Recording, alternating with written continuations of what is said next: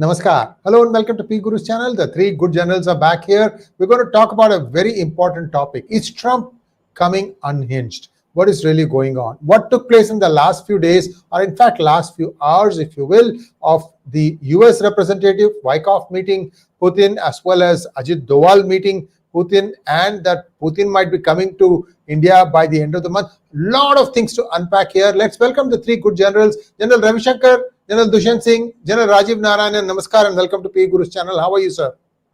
Namaskar. Fine. Oh, really great. Fine. Thank you, sir.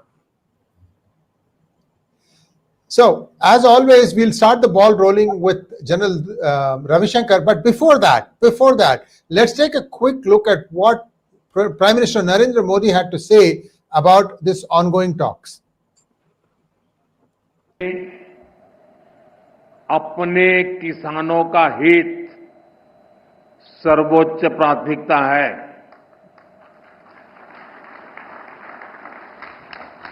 Bharat अपने किसानों के, पशुपालकों के और मछुआरे भाई बहनों के हितों के साथ कभी भी समझौता नहीं करेगा।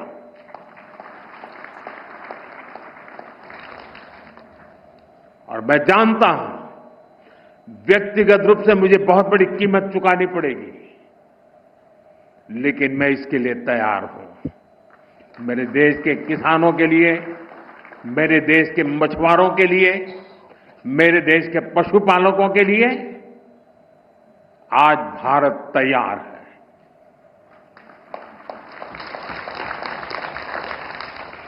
किसानों की आय बढ़ाना,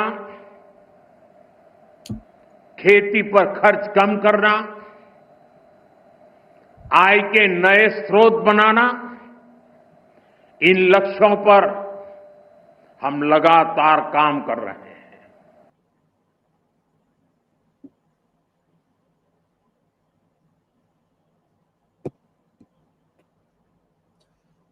There we go. Here we go. I think it's frozen, but I think the point is taken. Three sectors are not going to be disturbed. They're not going to be on. The three sectors being agriculture, dairy, and I think seafood, from what I'm understanding. General Ravi Shankar, you have a small slide deck to present. Take it away, sir. Yeah, fine. At the outset, let me put it across. I think that Prime Minister, by this statement in the morning, has drawn the line in the sand. Right? And first and foremost, let me at the outset say, we've been discussing this Trumpomania for quite some time, and it's come to a boil. And this line in the sand is damn good. It shows a lot of national resolve. And from my own side, I think it's fantastic. Either way, I look at it, pran jaye par maan na jaye. And we are all, at this point of time, I think the whole country should be with him in what he's trying to say. He's trying to protect the weakest of this country. And I think that's a very noble thing, and we should all be with him. Having said that, let us see what's on the other side of the fence. Unless we get a clear idea as to what Trump is up to and what's happening there, USA, we'll not get an idea as to how do we respond to this man who appears unhinged. Is he unhinged or not, we'll discuss down the line. And what's his beef against India is also something which we'll all, I'm sure we'll have a talk about it. So can I have the slide, please? Yeah, this is the, today, the tariff map as you see it.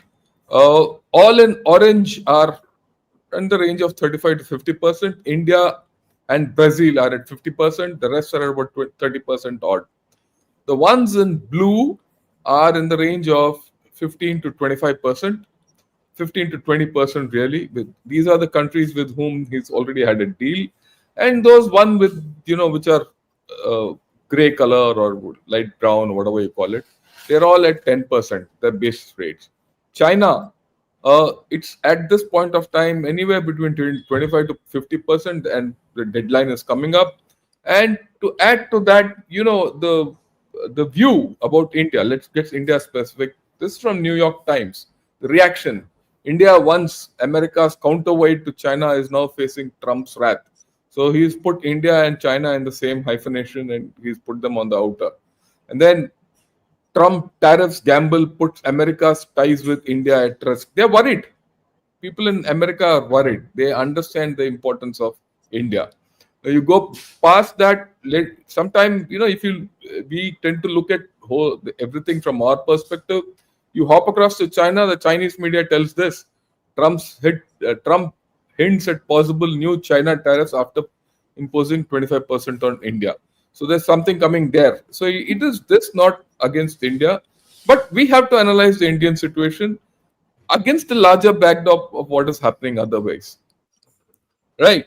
Now, what's the net effect of what Trump is doing? Is it only on India? Is it only on China? Is it only on Switzerland? Incidentally, Switzerland is also at 40% tariffs. Okay. It's not so. He's even tariffed America. The consumers are beginning to feel the pinch of tariffs. And this is the American Costco picture, again shown from your New York Times. Okay, we might have many views about New York Times, but the reporting is good and their analysis is better, right? Where new India tariffs could hit your kitchen cabinet. Now, this is crucial. Everyone's kitchen is going to get hit. The women of America are going to get hit. And, the worst thing you can do is hit the kitchen. And Trump is hitting them, right? And the question which is we need to answer is this: why is Trump doing? Why of Trump? Is he pushing for a hard bargain, as everyone says, or is he, kafa with India for the Op Sindoor rebuttal and his, loss of evaporation of the Nobel Prize? Is it the refusal of Prime Minister Modi to not to go to Washington at his beck and call? Is it not begging him for a deal like many others have gone, like Europe has capitulated? Is it that mistaken notion that in USA is still great when it actually the decline has started? Is it the Trump flip? After all, if you look at the what's happened between Ukraine, Russia, and Trump, there's a flip. He first berated Zelensky in his office. He wanted to be part of, he wanted to get Putin over on his side. He wanted, put Russia to get part of Ukraine. Then he wanted Russia to be part of G7. All that has come today. He's giving weapons to Ukraine and he's against Russia and he's taken off on India. So is this an indirect thing, or you see this same playbook is being applied to India, and he's got no success anywhere? Whatever the motivation, everything, one reality which we have to face, and this is a hard reality: the India-USA relationship has changed drastically. Yeah, thanks for the slides. Please take it off. Right? And these are the two realities we have to work on with. The first reality is, what is Trump's motive against India? That's the first reality and the first hard fact that we have to consider. And the second fact is that India-US strategic relationship has gone for a toss, and it's gone for a toss. Let's be very clear. And there are going to be ramifications for this. There are going to be military ramifications, diplomatic ramifications, and geostrategic and geoeconomic ramifications.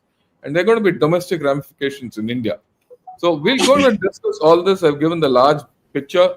I'm sure General Rajiv Narayanan and Gen Dushyant have more to say. So this is my opening gambit. Over to you, Sree Iyer ji. Thank you so much, General Ravi Shankar. General Rajiv Narayanan, you also have a slide deck to share with us. Your initial thoughts, please. Basic thought has been essentially that he's a megalomaniac searching for Nobel Prize, and he expects everyone to kowtow to him that when he calls, which is not the case. Maybe he got carried away initially in the Republican Party. Everybody was kowtowing to him. But when it comes to nations, like Gen Shankar has said, it depends on how much weight you carry and what punch the other chap carries. And to expect that India will go running to him just like Asif Munir had done, it doesn't work. It doesn't work so easily. So those are my initial thoughts as to where he's actually becoming unhinged in his besotted approach for a Nobel Prize. Imagine asking the White House press secretary to openly state in the White House press statement that he should get a Nobel Peace Prize. Tells you how far down the line he has gone, and he can see nothing else. can we have my deck, because I am taking Yes. a different slant. Yes. Because in this, while we were talking of the future global order, I think this is already pushing countries to realign themselves against this madcap, and this may come faster. You see, the ex PM of Singapore, they're now senior minister in the cabinet, and the foreign minister, the finance minister, have openly said about world minus the US. And they're very right. They say the world can live without the US, but can the US live without the world in this age of interdependence and globalization? Having said that, let us look at this thing. I've just highlighted, which I think certain things which are likely. I haven't read the complete new tariff law that he has passed, likely exempted from tariff. What all things he expects from India, but then the other imports are also there, and the impact has been, first, the Poseidon maritime reconnaissance aircraft. 8 of them have been held on hold. That's been placed on hold. That is the first indicator to Boeing, because over 400, close to 500 aircrafts order are there from Air India, Indigo, and Akash Air. What happens if that stops? That I can't trust. So the first indicator has gone to Boeing to put, if he thinks he can put pressure. He had called Ambani, Mukesh Ambani, 2-3 times, and he made a statement today that my interest rests with the interest of the nation and the government. I will not do anything which is against the interest of the government of the country. I think that has put a spanner in his works. There are 2 US courts who have declared Trump's tariffs unauthorized stroke illegal. Like I was mentioning offline, you have the Court of International Trade, which has actually got the authority to comment on this. But some people had also gone in the month of June to the US District Court in Washington, the District of Columbia, Washington, D.C. essentially. So though it doesn't have the jurisdiction to see it, it had called it illegal. They have called it unauthorized. It has gone to Supreme Court. Supreme Court has agreed with the Court of International Trade that it is unauthorized. The president doesn't have the powers. But that is within their country. My personal view is, yes, you might have a little disruption, but we should plan diversification into the global south. He is more worried about BRICS today. If you take GDP as per PPP, the G7 has only 26% of GDP as per PPP, whereas the BRICS nations, which are there today, have 40% of the global GDP. That means the G7, which used to be the wealthiest, has lost the clout. That is another worry that he has. And take the global south, 40% of the world's energy and transition metals are produced here. And it accounts for, the global south itself per se accounts for a third of global PPP, the adjusted DP. I have taken this from the Deutsche Bank report of May, when they were also working that way to diversify, they didn't trust Trump, and which is telling. This is Germany. So some thoughts that I have, we can discuss that. You can tax the US tax giants. Now the boxing gloves are on. The way he is behaving, tax the US tax giant like Canada has done. I have not done. I have got 50%. Canada has done. Canada has 50%. So where's the difference? Tax them. After all, they earn almost 30% of our revenue. Cancel the Boeing deals and say we are going to US. Stop all US oil. Diversify. Russia, Africa, Latin America, even go to Iran, I would say. And of course, work on getting our recoveries earliest, where we have said that these fields are there. Let us get our fields. You push for FTA with other European countries. Though, like Ursula von der Leyen may have signed the treaty with Trump, it doesn't hold any water, because the government, 27 countries, parliaments have to ratify it. I don't think it will ever get ratified.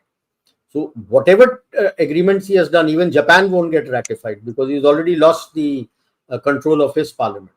Let's get into with Europeans and others, JVs into infra, auto, aviation, maritime, that is shipbuilding, STEM education, universities, colleges. Everybody will jump. Uh, Data centers and clouds, the works are going on. Is there a case to create some of them in some special tax-free zones for long term, so that companies from outside come and make use of that, and you have control of the data? When you're looking at tourism, fine, he had gone once to Lakshadweep. Why not develop Lakshadweep as an entertainment and tourism hub? We'll get a lot of money from there. And we need our own media to start managing our own narrative. We can discuss how to go about it. But from here, because seeing the reactions, global reactions which are taking place in the world island, everybody is very concerned what to do. So I have just given three. One is a economic block. 4 blocks: the US block, Europe, there could be China, Russia, Global South, or just could be 3 with BRICS coming together. Another is a geopolitical: India with Global South, EU and allies, Russia and allies, China and allies, and US and allies. And the third, which I had said, was that it could go to a geostrategic bloc, that is Eastern Europe with Russia. Because Russia, all said and done, while he may be reaching out to us and being friendly with us, though Putin is coming end of this month, our PM is going there to China, Mr. Doval is already there, and Mr. Jaishankar will be going shortly towards the later part of this month before Putin's visit here. So, which is also an indicator to the other side that, look, handsome, there are much more options to us than what you may think. So, these were what I thought could have been certain things. And my feeling is these activities will hasten up in the near 2, 3, 4 years, which will hasten up faster, which we were thinking maybe take a decade plus, may become faster thanks to what Trump is doing. So I'll stop here and then we can discuss further. Thank you so much, sir. General Dushyant, what do you make of the 2 opening statements, sir? Would you like to compliment them? Would you like to disagree with some or all of them, and why? Over to you, sir. Okay, I won't like to disagree with them. What I would like to do is state certain realities. I'm just stirring the pot here.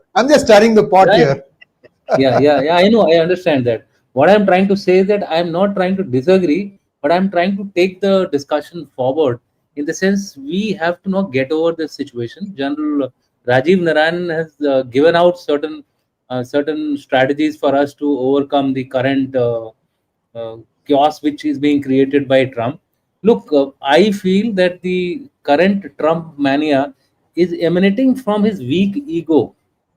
I think his ego is too large for him to withstand people standing up to him. That is one. We have to look beyond Trump. That should be our long-term strategy, because Trump is going to be here only for another 3 years. Thereafter, what? So I think whatever we need to do in a short term, we manage Trump, and in the long term, we manage America. That should be our the broad strategy. Now, if you have to do that, let's see what Trump has done. Trump has put 50%. Everybody knows. But what does it mean? Why has he done it? He has done it because we export $52 billion worth of oil from Russia. That's a big money, right? Total trade of the trade deficit is about 40 billion. So he looks at between India and America is about 40 billion, 45 billion. So he looks at this 52 billion trade which we are doing from Russia as a big money which is being funded back to Russia for funding the Ukraine war. The second thing which he's looking at is our insistence on creating BRICS as an alternative. Now BRICS is hurting him a lot. Right from the day when the BRICS meeting took place, he has been after it, even without understanding what the BRICS is all about. He has kept on talking about BRICS as some kind of, if they do de-dollarization, I'm going to sanction them, etc., etc. So my take is that geopolitically, these are the 2 major reasons why he is after India. India, in my view, see, he has to target Russia, he has to target China, and he has to target India. Amongst these 3, he finds that India is probably a soft target. and he can get away by punching India. It is good that India has stood up to this bully, because if any bully, when you stand up to him, he whimpers away with the tail behind his back. So, for starters, look at the indication. He says window is 21 days, so it takes him to 27 days. So the team is coming for negotiations on 24th or 25th of August. He's giving time for India to back out, or to kind of cave down. I think India should continue to stand the way it is going ahead. That is one. The second thing, it has excused certain areas where it feels that it is vulnerable, like for example, pharma and electronics. Now, these are the indications of a person who is wanting to take hard decisions, but he's unable to do because he has also got some things to grind. So some interest which he has to secure. I think we need to leverage our smaller leverages which we have with US to ensure that this man does not go totally berserk. That's point number 3. Next, what I feel is that what India should do, in my view, diversify. And diversify means what Gen Rajiv Narayanan has said. Look at newer markets. We have the impact of the tariff. Suppose if he levies 50% tariff, the impact is going to be a loss about 40 to 50% of our exports from US. Now that's the loss which we will suffer, which has to be compensated. So let's look at new markets. Let's look at the FTAs. Why don't we expand the existing FTA? India, UK, India, UAE, so India, Australia. We have a number of FTAs which we have already signed with various countries. Let's expand that. So if we expand that, why only restricted to whiskey here? Let's go beyond the whiskey and see if there is a possibility of further expanding these FTAs. Then you have the BRICS. I think we should now start giving him signals that we are open to rupee trade. We are open to trade with between BRICS and some other currency, maybe gold. I don't know. I mean, we can discuss each and every option and see which is the best option for trade. He'll get hit, and with Lula already smarting under 50% tariff, he's going to be a big help in our counter isolation of USA. I think USA will slowly and steadily get isolated on this point. He will be shooting on his foot if he continues to do this particular trajectory. He is already having internal headwinds, a huge amount of internal headwinds against this particular step of his. We need to also uh, do a startup roll up. I think our startups have to be supported. If need be, the government must invest to protect our exporters, in the sense, give them incentives, find new markets for them, move your diplomacy away from USA. I mean, we have done enough of USA cozying up. We will continue to work towards getting a negotiation, but at the same time, our exporters have to be also, Prime Minister Modi gave a statement that we will keep our farmers and fishery interest intact. We will not go against it, but we also need to ensure that our exporters are also not harmed. I think that particular statement needs to come from the Prime Minister or the concerned government agencies. Then, if you look at the Atmanirbhar Bharat in defense. You see, the whole danda is about defense industry. Today we are 65% indigenous. Of course, component wise, if you take, maybe we are lesser, but overall figures are 65%. We are indigenous. We are dependent on ourselves. It is the 35%. I think by what Gen Rajiv Narayanan said, that cancelling of 8 of these P8Is, it's the move which will really hurt them so badly that the defense industries of the America is now going to put pressure on the Trump administration to get back or roll back. Then we also need to have the geopolitical edge. Now, in geopolitics, in my opinion, while we say that we are neither with the north, we are neither with the south, or we are neither with the west or neither with the east, I think now we have to show our hands very clearly. Whosoever is our friend, we are with them. That should be our attitude.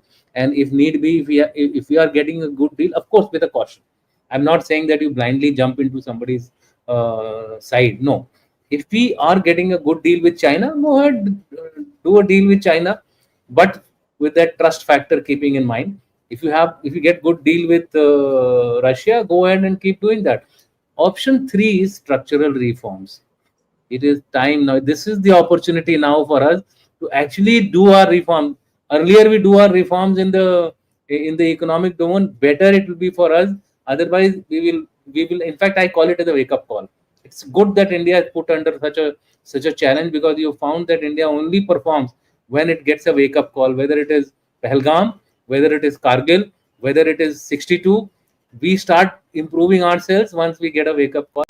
This is a wake up call. Consider it as a war and go ahead and do it. R&D. Why are we hesitating? Invest in R&D. I mean, if the private players want it, give it to them. Startup wanted, give it to them. I was the other day in IIT. I was amazed to see the number of startups who are there. You will not believe it. If we really fund them, so what if, let's say, 80% of them fail? The 20% who succeed might come up with such ingenious solutions for us, which may not even really, need us to go and depend on somebody. Semiconductors is one area I feel this is the time now to push it forward. Not only just depend on 76,000 crore. That is the amount which they have listed for as semiconductor mission. Why only 76,000 crore? Cut it off from somewhere. Give more than 2 lakhs or 3 lakhs. We have to focus on critical areas which are making us vulnerable. Today we are vulnerable because we are not having the capability to produce chips. We don't have the capability to we don't have the rare earth required in the right numbers. Exploration has to be given a greater push. So what I'm trying to say is that we have to start looking for solution while we are standing up to uh, US. Counter tariffs. Put tariffs on things which he's thinking, he's fraying it. No, we will put tariffs. What happens is a counter tariff is also a good way to send some messages. If identify sectors, put counter tariff, let him also roll under and smelter under it. So what if you got only 3.86% as our total US share of trade? But ultimately it will help. It will hurt them. Suppose we put a tariff on food products, it is going to hurt him. Food products tariff is going to hurt him. Then we stop taking these genetically. Today we are having almost 2,400 odd crore worth of imports of genetically modified food, etc. from US. Why should we take it? Let's put a tariff on that. I think that we also need to become a little offensive in our approach. And last thing which I would like to say is that counter isolation has to be there. We need to ensure that we do not get isolated in this geopolitical game. And for this, our diplomacy has to change. Let me tell you, only confrontation will not work. We need to start finding new friends and partners. I'll stop here, and as we go ahead, we can further discuss these issues.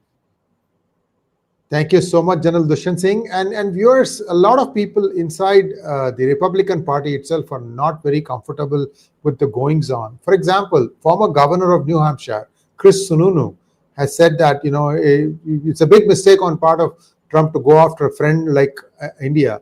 And CNN had some very tough questions. Believed to be one of the architects of this tariff policy, the other one being Robert Lighthizer. And Navarro also is batting defensively. And in fact, you will notice that after this blowback, also after that inconvenient question posed by an ANI reporter to Trump about the American government or America, buying uranium from Russia, he just deadpan saying that, oh, I don't know about that, but he has not clarified. So that has made him to probably take a bit of a reality check, and now he is saying that he's going to increase the tariffs on China too. Be that as it may, tariffs are not the only solution. And viewers, tomorrow at 9 a.m. IST, I'm going to have Mohan Kumar Sonti, who has done the math on how these things work. Trade balance, how to achieve it. Where did the US go wrong? So we're going to take a little bit of a Purva Paksha at US itself. Both of us are US citizens, and we're going to take a look at US itself. Look, you have gone wrong here. Let's first fix it here, rather than keep saying that tariffs will fix everything for us. So So you're getting a 360-degree view here with the good generals, and tomorrow we're going to have more with numbers and data, and you'll get a good idea of how this is all playing out. Now, generals, if I may suggest, we have a lot of questions, and a lot of things can come out by way of answering these questions. If you would let me go, I'd like to go to the questions right away. No. We can go. Yeah, to yes, sir. Go ahead, questions. sir. One Initially, concluding thing from all of you. One concluding round from all of you. Yeah. See, initially I just gave out the overview of what the story is. So let me put across a few points which Yeah. are pretty important. First and foremost, in this whole story, one has to look at it from a short-term perspective and a long-term perspective. It's just not that what you can do and what you can't do. What are the options? We all know. It'll come out. It's not a thing, and I go completely with what General Narayanan and General Dushyant have said. But I'll put it in a slightly different manner. What's the short-term perspective? Short-term perspective is defensive. You have to defend your poor people. You have to defend your guys who are vulnerable. You have to defend your economy. And you have to take stock as to what you can do immediately and not do. Okay. And in that, what so far has come out is, even in the worst case scenario, your GDP will take a hit by about 1%. But it still places you at the fastest growing economy. Right? That's the first thing which you have to understand. Second, that whatever Trump is doing is going to hammer everyone else. So everyone else also is going to be in pain, and that gives you an opportunity. Because then all the people who are suffering from what this fellow is doing will then like what Jal Narayanan came out. You have options open up quite a bit. Okay. Then the issue is that look, today, like I said, that strategic relationship with China is gone. 25 years of hard work, this chap has put it in the swimming pool, in the bathtub, everything. Right. That's a bad situation. To redevelop that trust is not going to be easy between India and USA. Same thing with China. China, you already lost the trust. Is China an alternative? It's not. And if you see the internal writings of China, and right up till today morning, they're not welcoming you. They still want to use you. Their concept of a win-win is China wins. China wins and China wins. Everyone else loses. So any formulation with China is laced with problems. Right? It's not going to be easy. Some marginal things you can do, but there are a lot of angles to this whole story, which we need to be realistic about. That leaves you with Global South, EU, Southeast Asia, and Middle East. Definitely, you have to start looking at all this, and of course, Russia as to how much. Can you make a great alignment without these two powers? It's difficult, right? So, can you front a power thing? It's very difficult. So, it's going to be a little difficult to get into any of these alignments without USA. And one more thing, let's not forget, Trump has a habit of flipping. He's a flip master. So he will chicken out against anyone or everyone. He might even chicken out against us. But that doesn't leave us at any great position, because this fundamental thing, this strategic relationship has gone for toss. You can't rely on Trump, China, USA anymore for the balance of his term. And I don't know whether the next president who comes will be able to correct it. Will have the political capability to correct this whole story. I also don't trust the US industrialists to put it past. You just saw how Tim Cook of Apple keeled over.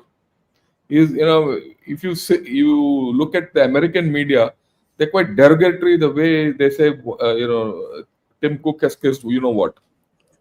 So I think there is an issue which we have to understand, that at this point of time, we are a bit into uncharted territory. Okay, without knowing. We can do a lot of things. There's no problem. We need to be prepared to take a hit. A hit is coming. Let's be prepared for it. And let's prepare for that hit. What do? You have to do reforms. It's nice to say we'll trade with this, that, and all that. But you have to do ease of business. Right? Unless your ease of business and rules and regulations and fundamental laws change, no one is going to do business with us.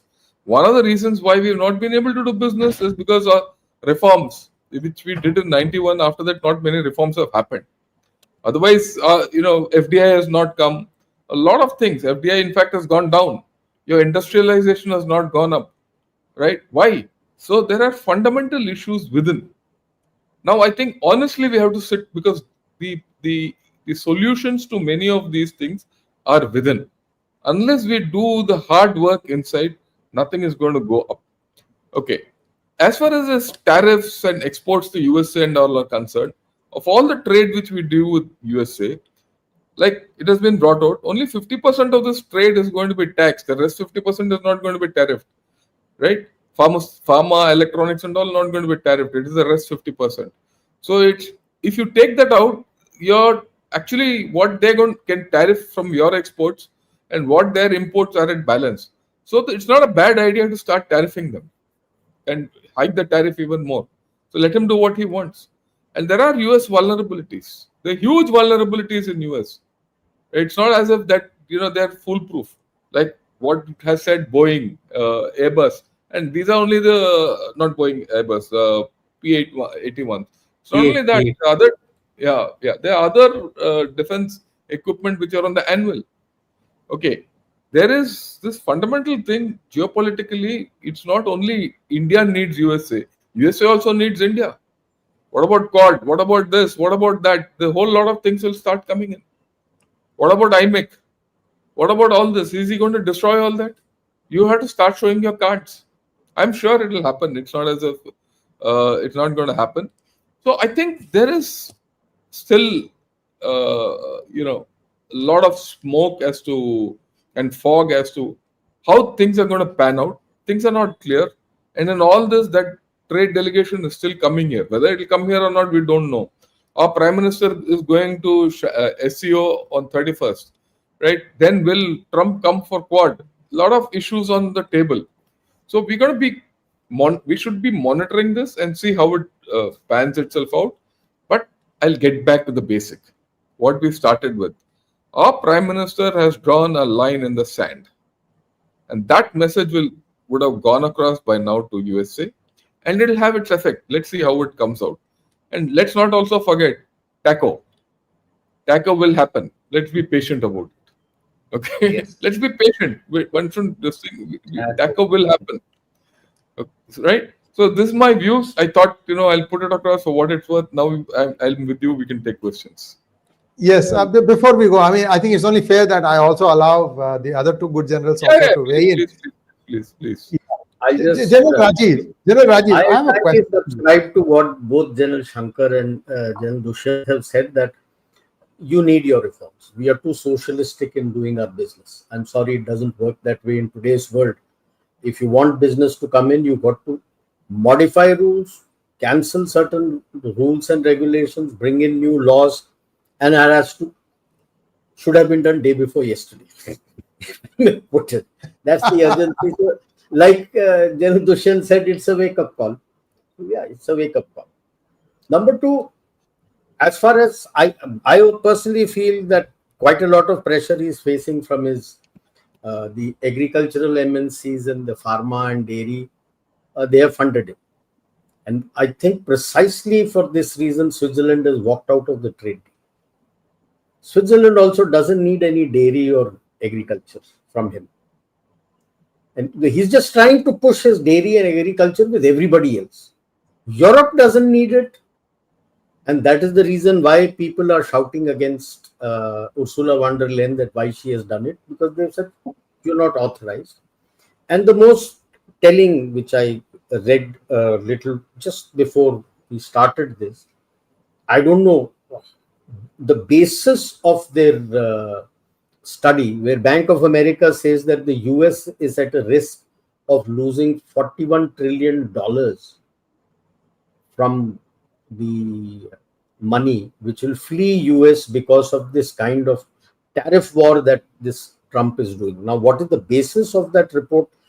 I've not been able to find out. I was actually searching for that when we logged in, that what is the basis of the report. They've just made a terse comment, but unless you read the report, you can verify, because it is not as if the stock markets have tanked. Yes, the normal disruptions that any stock market, not that our stock market has tanked, the normal disruptions that are there. Our industrialists have stood with the government, except for one. Most of the opposition parties have stood with the government, that yes, nation comes first. Now that is a telling blow to Mr. Trump, and how soon he tackles, let us see. Thank you so much, General Rajiv Narayanan and General Dushyant. I have one question, sir. You have your statement. I have one question directed at all three of you. Please go ahead, sir. Okay, quickly, 5 points. Diversify. Pivot to ASEAN, Africa, Latin America, negotiate with Australia, Japan. Counter tariffs. You have to levy counter tariffs to show your intent that you mean business.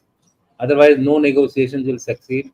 We'll be only looking at how to give more and get a deal. No, Atmanirbhar Bharat has to be put on fast track if you want to do a long-term strategy for dealing with such superpowers who go berserk suddenly. Counter isolation, geopolitical isolation. I think we need to continuously work on creating other options for us. Don't put all your eggs in one basket. I was amazed to see that in Delhi, people are going down to the level of think tanks, trying to have a some kind of a cooperation. Poland, Australia, South Korea, they have all contacted me for a MOU for cooperation. So if Quad is not functioning, countries of the Quad are there always on the option. So I think this is the way we need to go ahead and expand our existing FTAs. What I'm saying is, short term, manage the crisis. Long term, go for deeper reforms, economic reforms, which will help you achieve a status of India, what it visualizes at 2047. Thank you. Thank you so much, General Dushyant. And all three of you gentlemen, first, I'll ask general question. It's important. We have realized that India has an opportunity now. It stands at the cusp of greatness, if you will, because if India can execute some of the plans of Atmanirbharta, and already they've shown that their weapons are second to none. There is a small gap here. Let's say that there is a lot of demand from other countries for BrahMos and Akash and all that stuff. Do you think India can ramp it that quickly without help from other countries? I mean, Atmanirbharta could be that you are good at putting things together, but how much is India still dependent on some basic starting material to accomplish, let's say, a big increase in defense orders? I'll start with General Ravi Shankar and then onwards with the other two. See, let's be very practical about it. It's not easy to ramp up these defense orders. If you try to do it, it will take 5 to 10 years. That's the minimum, right? And and whether you like it or not, we don't make everything of everything. They might be indigenous, they might be Atmanirbhar, but you don't make everything of everything. Yes. So it's not easy. It's good. We'll get defense orders, right? Even in that, do we have a clarity of these? We don't have. We should know when we talk that we can ramp up defense orders, what's the ground reality? We've still not got a system of how to garner these defense orders, how to use them for your geopolitical issues, how to do military diplomacy out of it, how to get geopolitical value out of it. We don't have this concept. Till you get that, it's not easy. And we talk of defense orders. I mean, again, practicality. What is the defense orders you got today so far? 2 items fundamentally: Akash and BrahMos, and a few others, ships and this and patrol boats and ships and all that. You're just on the starting blocks for that.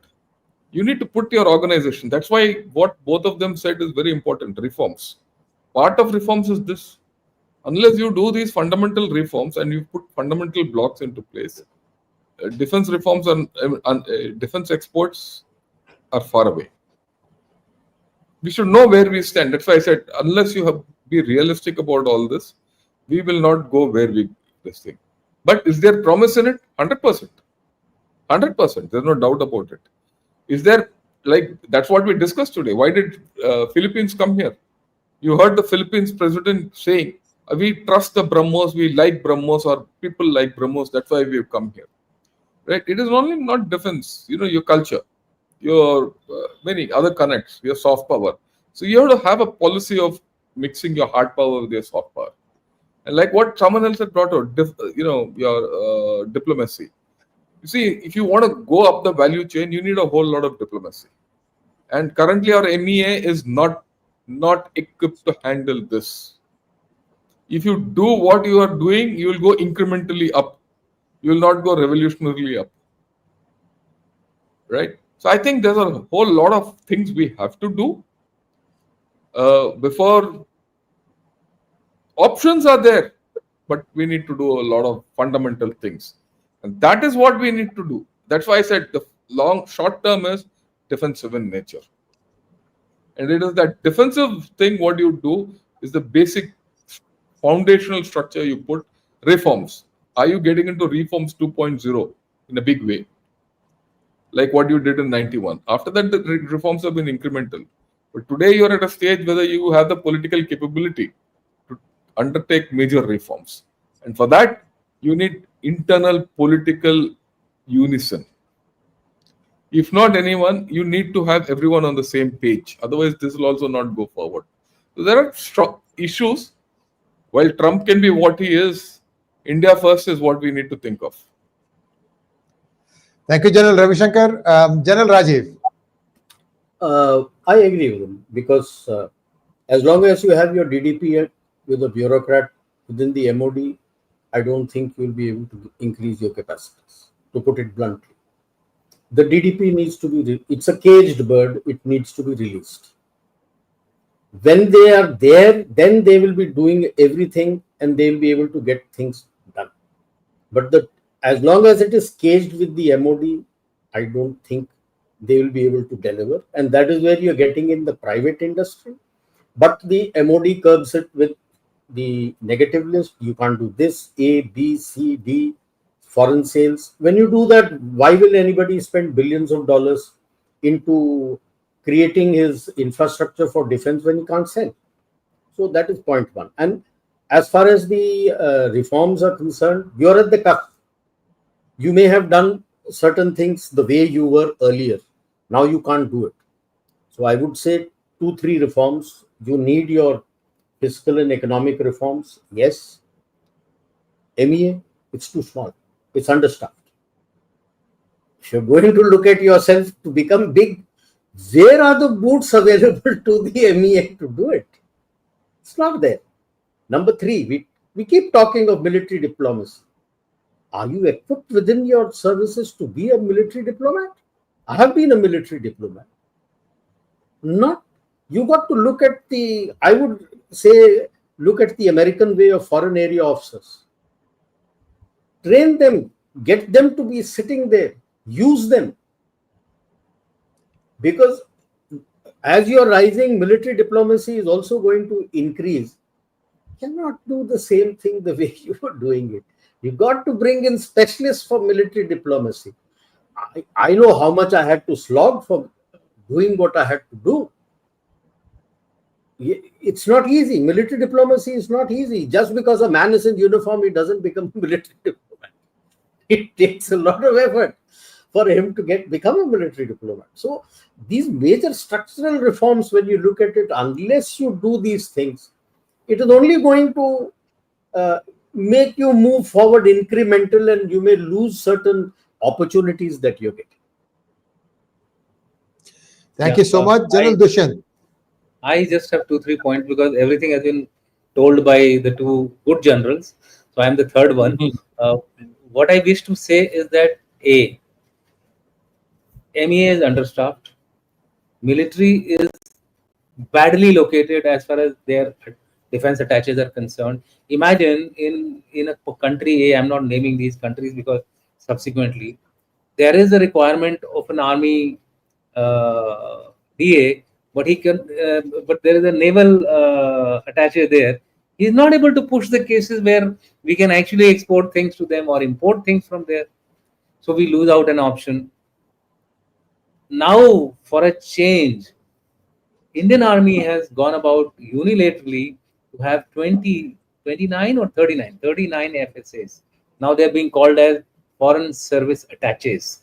So their whole name of Defense Attache has been changed to Foreign Service Attaches. They are being put through a rigorous drill training of what to do when they go there, what to expect, what we expect of them.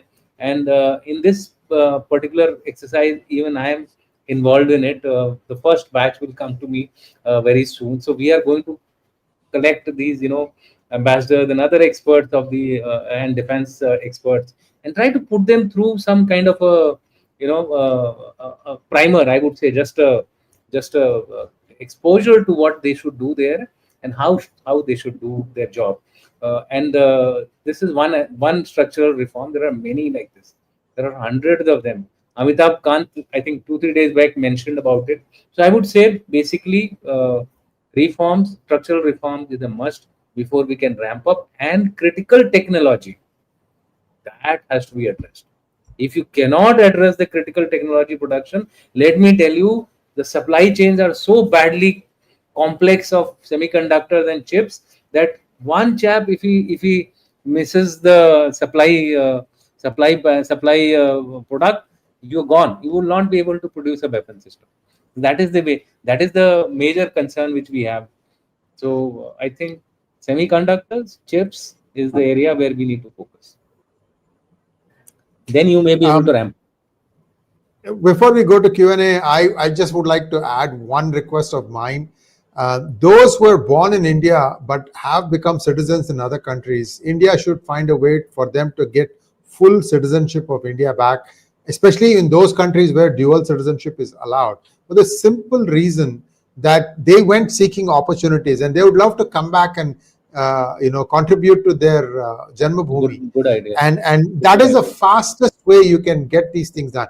Viewers, I'm telling you, every startup success story starts with 3 or 4 people who have very, very, very good talent, and they get something that is called as a VIP, very implementable product or something like that. I don't know. Minimum viable MVP, not minimum viable product. And once that comes, that's when people say, aha, these guys have solved a new problem, or that was not solved by anybody else. So that thing can be brought lock, stock and barrel. But the way things are now, I'm afraid we are still a little bit afraid to step in and do these things. And if given, especially semiconductors, 30 to 40% of the people who are running the big things in semiconductors are all of Indian origin, mostly from IITs, I might add. So the way that needs to be, that has to be fast tracked. I hope that somebody is listening from the PMO.